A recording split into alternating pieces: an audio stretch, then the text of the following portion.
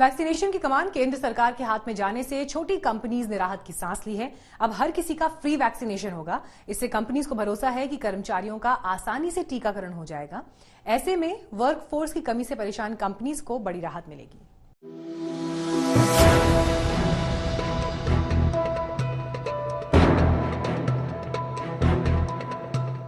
Vaccine पर PM Modi का ऐलान उद्योग जगत के लिए बड़ी राहत बनकर सामने आया है। दरअसल कोरोना के बीच कारोबार करना वैक्सीनेशन के रास्ते ही मुमकिन है।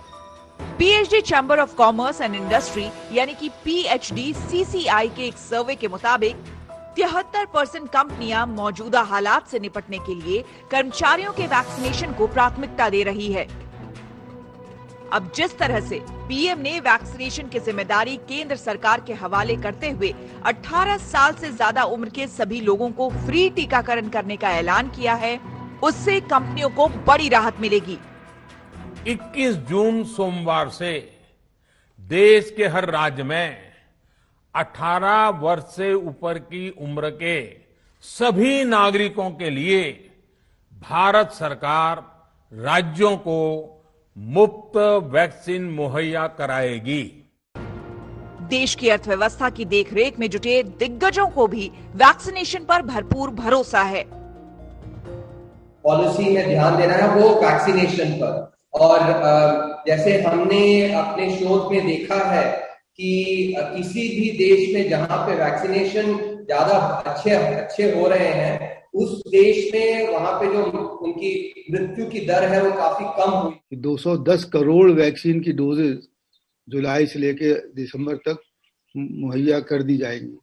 अगर वो हो जाता है, और जैसा कि होगा ही, क्योंकि उसकी मॉनिटरिंग मतलब एक रोजाना बहुत ही रेगुलर और बहुत ही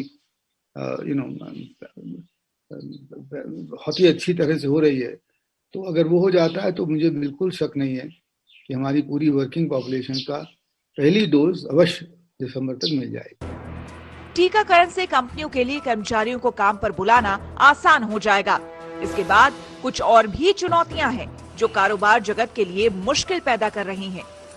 सबसे पहले तो कच्चे माल की कीमतों में हुआ इजाफा उद्योग जगत के लिए बड़ी परेशानी की वजह बन रहा है।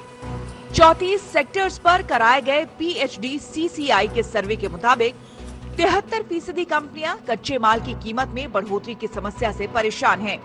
इसके अलावा वर्किंग कैपिटल की कमी का सामना 64% कारोबारियों को करना पड़ रहा है। वहीं 63% कंपनियों को प्रॉफिट मार्जिन बचाए रखने, 62% को मांग में कमी और 61% को फुल वर्कफोर्स बनाए रखने में दिक्कत हो रही है। इसके साथ ही कंपनियां कंपटीशन करने की क्षमता बढ़ाते हुए बिक्री और कारोबार का साइज बड़ा करने पर भी ध्यान दे रही है। साथ ही इंडस्ट्री का मानना है कि सरकार को छोटे मोटे की जगह एक बड़े राहत पैकेज का ऐलान करना चाहिए। हाल ही में आरबीआई ने अपनी पॉलिसी में जिस तरह से होटल उद्योग के लिए 15,000 करोड़ का ऐलान किया था, उससे सर्विस सेक्टर का ये खास हिस्सा नाखुश है। हमारा मानना ये है कि इससे ऋण बढ़ने से इस सेक्टर में और दबाव बढ़ेगा। सरकार इस सेक्टर को लाभ देने के लिए प्रॉपर्टी टैक्स, बिजली बिल और एक्साइज की जो फीस है उसमें अगर रियायत दे तो इस सेक्टर को बचाया जा सकता है। यानी हर सेक्टर की जरूरत को समझकर उसकी समस्याओं को दूर करने का तरीका सरकार को खोजना ही होगा। इसी मदद से अर्थव्यवस्था पटरी पर आ सकती है और इसी से देश की विकास दर नई बुलंदियों को छू सकती है। आज तक ब्यूरो। फिलहाल इस बुलेटिन में इतना ही। देश और दुनिया की बाकी खबरों के लिए आप देखते रहिए आज तक।